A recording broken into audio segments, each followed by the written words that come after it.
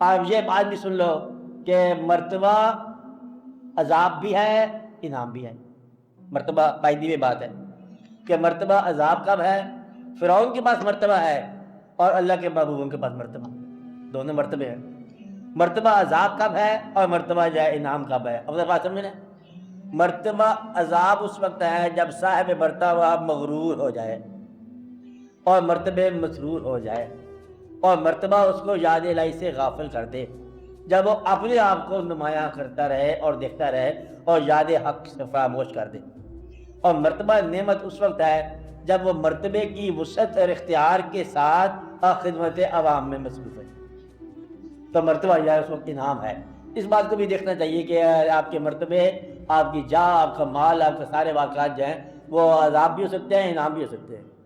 بارے میں یہ بتانا چاہتا ہوں کہ اللہ کی باتوں میں اگر کہیں آپ کو تضاد یا پیراڈاکس نظر آئے تو سمجھو کہ دونوں باتیں صحیح ہیں، اور دونوں باتیں صحیح ہیں کہ تمہارے لیے بنیاد وقت بھی صحیح ہے کہ تم نے زندگی کے مختلف فیزز میں سے گزرنا ہے، اور ہر آدمی کے لیے سائملٹینیسلی صحیح ہے۔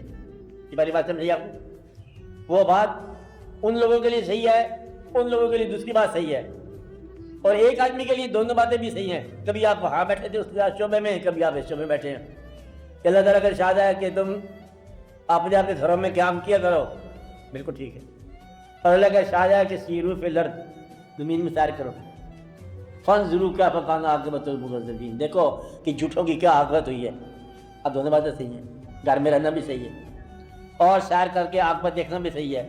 یہ دیکھو کہ تمہارے اندر جذبہ کون سا ہے، اس کے مطابق آپ آیت پڑھو۔ یہ وجہ ہے کہ قرآن کریم کو پڑھنے کے باوجود لوگ جو ہے نا اپلائی کرنے میں دقت کرتے ہیں، اپلیکیشن نہیں ہوتی ہے۔ ہر چیز ہر ایک کے اوپر اپلائی کرنا شروع کر دو تو پھر دقت ہو جائے گی۔